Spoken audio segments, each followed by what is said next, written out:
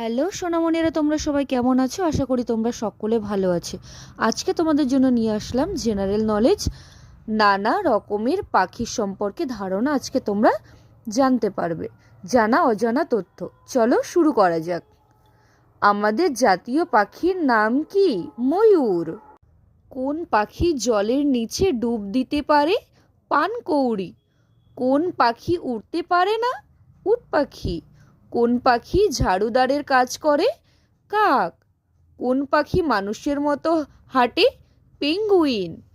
কোন কোন পাখির ডিম আমরা খাই? হাঁস, মুরগি। কোন পাখি আকাশে সবচেয়ে উঁচুতে উঠতে পারে? শকুন। কোন কোন পাখি শিকার করে?